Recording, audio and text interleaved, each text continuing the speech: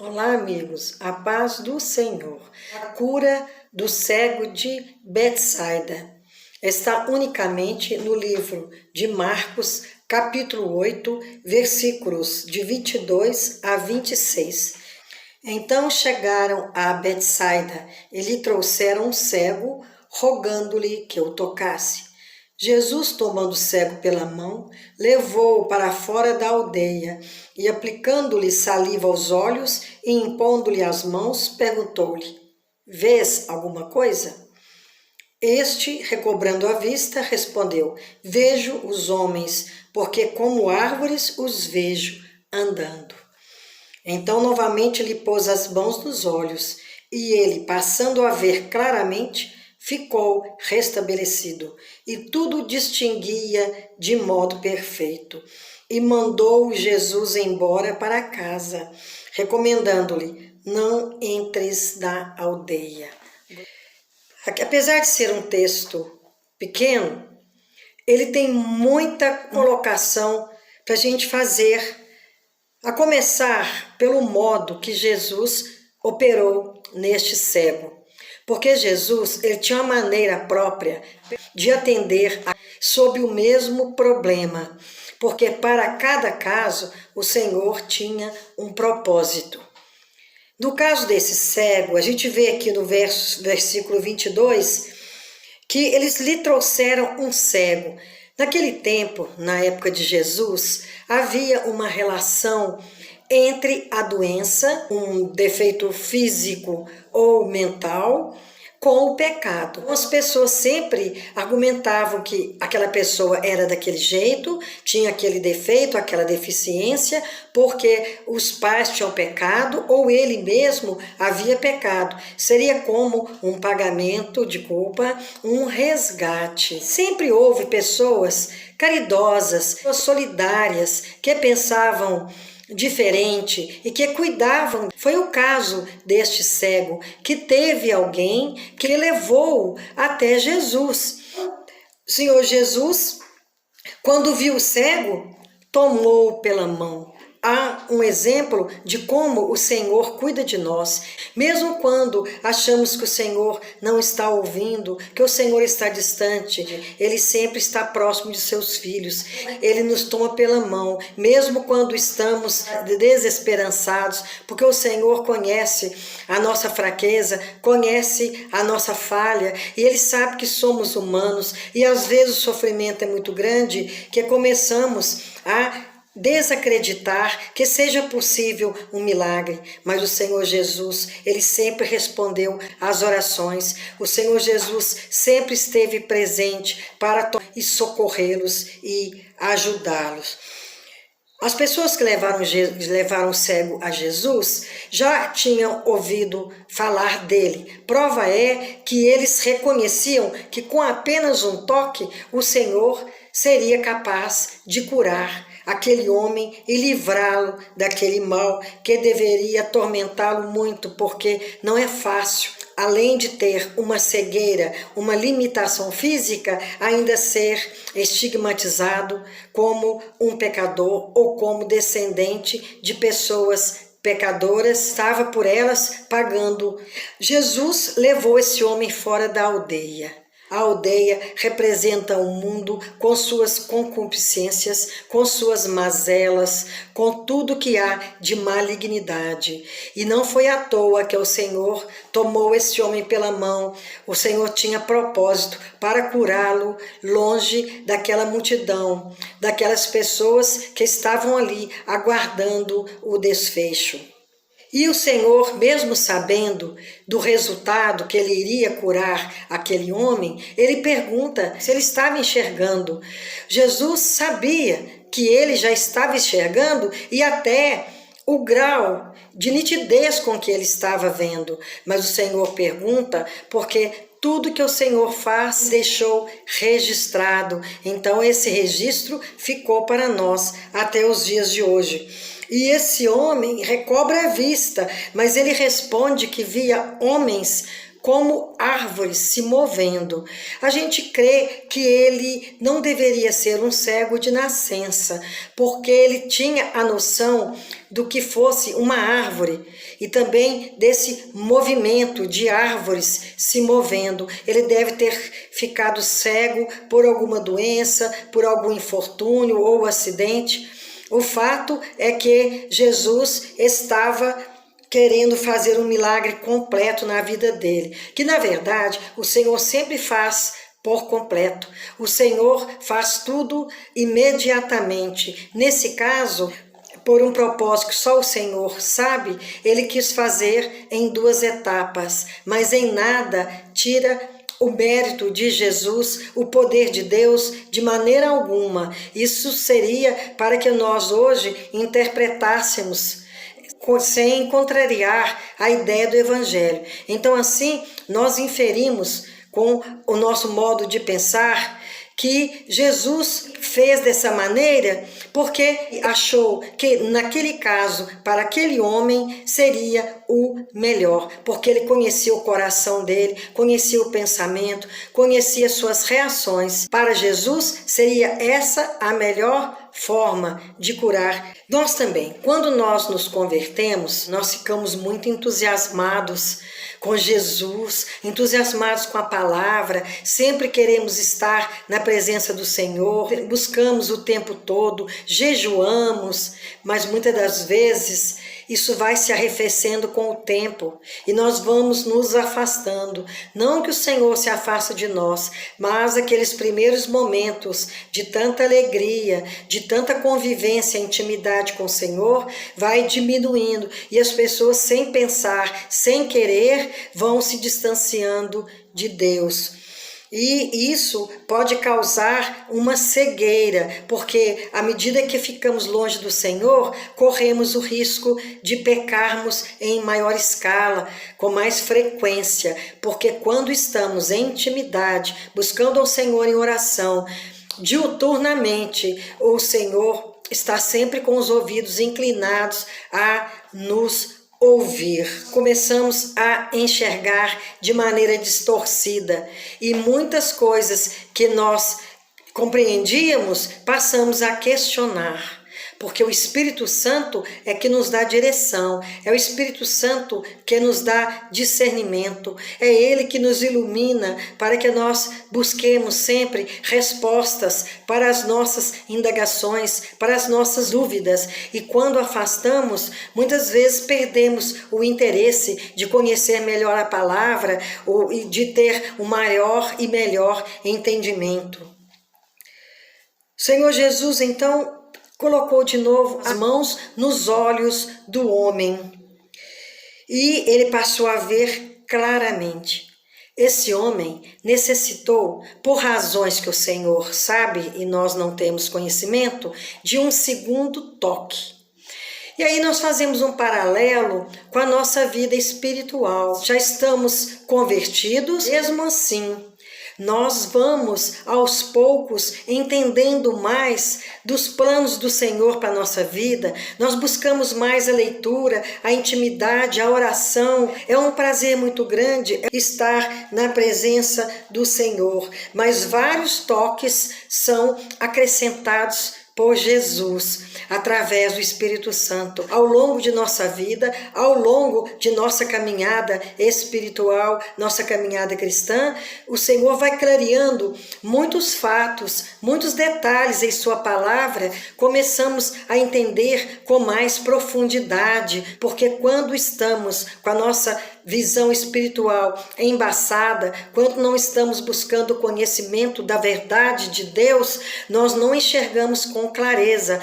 E quando enfraquecemos, estaremos sujeitos a qualquer tipo de doutrina. Nós estaremos como folhas ao vento, onde o vento passar, nós iremos. E nós não podemos viver nessa desconfiança, nessa insegurança, porque para Deus interessa que vivamos a verdade. E a verdade é a palavra do Senhor, é tudo que ela nos coloca, é o manual de conduta, é o nosso manual de comportamento, é tudo para a nossa existência. O livro de Deus, esse livro escrito por 40 pessoas, essa palavra inspirada é uma palavra que serve de guia, de roteiro para a nossa vida, não somente nossa vida espiritual, mas para a nossa vida de maneira geral, porque aqui tem todo o conhecimento de que precisamos para viver bem, para nos relacionar bem, independente de o toque ser único ou ser mais, não muda, o Senhor sempre está nos fazendo crescer de uma maneira ou de outra. Em Provérbios, capítulo 4, versículos 18, diz o seguinte: mas a vereda dos justos é como a luz da aurora, que vai brilhando mais e mais, até se tornar dia claro.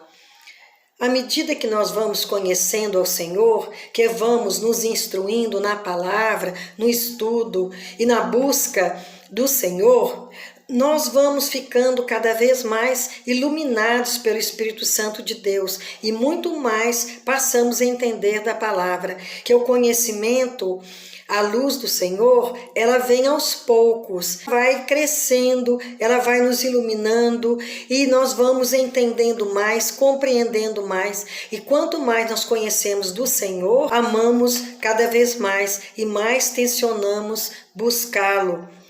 Torna-se dia claro, dia pleno, quando no conhecimento da verdade nós estamos experimentados, porque buscamos com afinco, buscamos com seriedade, buscamos com verdade. Em 1 Coríntios, capítulo 13, 11, diz o seguinte: quando eu era menino, falava como menino, pensava como menino, raciocinava como menino. Quando me tornei homem, deixei para trás as coisas de menino.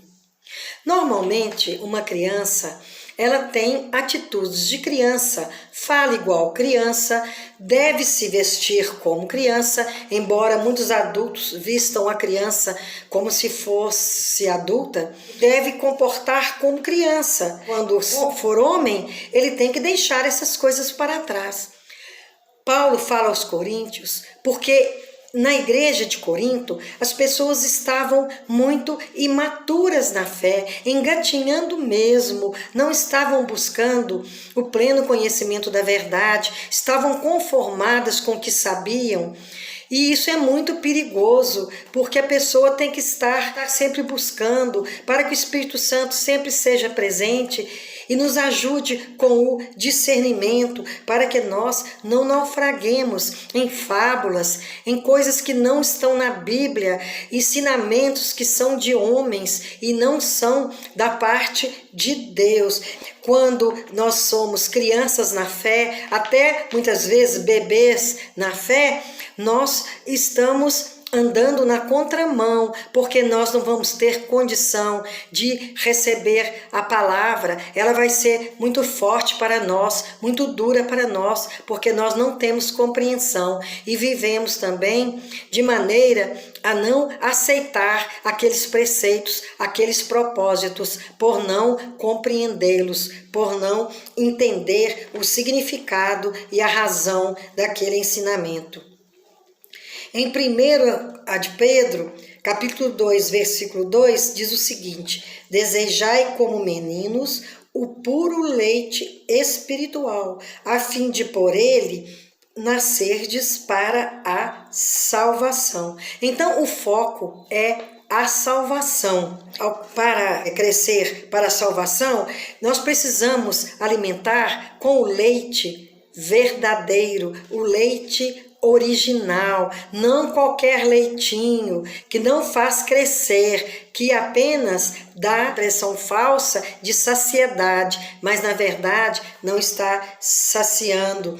Então ele fala o puro leite espiritual. A pessoa que não se alimenta do puro leite espiritual, ela não cresce. Então, quando estamos incipientes na fé, estamos começando a caminhada, nós não podemos aceitar qualquer ensinamento, qualquer doutrina. O leite que faz crescer espiritualmente é o leite verdadeiro, é o leite extraído da verdade de Deus. Não pode ser qualquer um, porque a pessoa que alimenta de qualquer leite, ela está bastante aberta a conhecimentos que não são do agrado de Deus, a falsas doutrinas, a verdades aparentemente verdades, mas que levam a pessoa para caminhos de perdição. Em Lucas capítulo 22, versículo 32, diz o seguinte: Eu, entretanto, roguei por ti, para que a tua fé não se esgote. Tu, pois, quando te converteres, fortalece seus irmãos. Essa passagem parece que é para uma pessoa que não tem experiência com Jesus, que não conhece a Jesus. Jesus estava falando com Pedro, aquele que tinha uma certa liderança entre os apóstolos. Muitas das vezes era ele que falava com o Senhor pelos outros. Ele era quase que um intermediário. Ele participou de todos os milagres, ele indagava, foi ele que quis andar sobre as águas, ele era intrépido, ele não poupava palavras, ele era um homem sanguíneo, ele não guardava nada para si, ele não havia convertido antes da morte da cruz. Tanto é que Jesus chama a atenção dele. Ele queria que o Senhor se livrasse da cruz, falando por Satanás. Por isso que o Senhor diz: quando te converteres, fortalece seus irmãos. Mas depois que ele nega Jesus, que houve aquele arrependimento quando ele encontra com Jesus ressurreto, abre o coração e chora muito e sente um arrependimento muito profundo, aí realmente ele se converte. Aquele dia em que o Espírito Santo desce sobre quase 3.000 almas, Pedro faz o seu primeiro discurso e ele falou com propriedade, ele falou com conhecimento, ele falou cheio do Espírito Santo, e essas pessoas, quase 3.000, perguntaram como fariam para serem salvas. Ele mexeu com a alma, com a fé, porque ele falou da parte de Deus, movido pelo Espírito Santo. E nós, quando falamos na carne, é muito diferente. Quando falamos movidos pelo Espírito Santo de Deus, a fala convence, porque não somos nós que convencemos, mas é o Espírito Santo do pecado, da justiça e do juízo. Por isso todos se sentiram faltos diante de Deus e buscaram junto de Pedro, que falou aquela palavra da verdade, como fariam para serem salvas. E Pedro fala de arrependimento, porque foi isso que aconteceu com ele. Ele teve que se arrepender amargamente de seus pecados. Nós também precisamos arrepender para que haja resgate. E nós somos pecadores, mas temos que estar atentos. E sempre que pecarmos, recorremos ao Senhor, porque Ele sempre está pronto a perdoar. Que nós não sejamos cegos espiritualmente, porque o cego anda tateando e nós não podemos andar como se nada estivéssemos enxergando, porque a pior cegueira é a espiritual, porque não deixa que nós reconheçamos a presença de Deus, que nós compreendamos a sua palavra, que nós possamos crescer sem a compreensão da palavra. Cegos espiritualmente, estamos impedidos porque os nossos olhos estão embaçados. Paulo, que sabia muito de lei, sabia muito, era um homem que tinha um papel importante no sinédrio, não lhe faltava conhecimento, mas precisou enxergar, precisou que as escamas caíssem de seus olhos para que ele recuperasse a visão espiritual. Que o Senhor nos abra os olhos do Espírito para que nós possamos crescer dia a dia, levar outros a Cristo, não porque temos virtudes, mas porque é o Espírito Santo que fala por nós. Que o Senhor nos abençoe, nos guarde e que perdoe os nossos pecados. Amém e amém.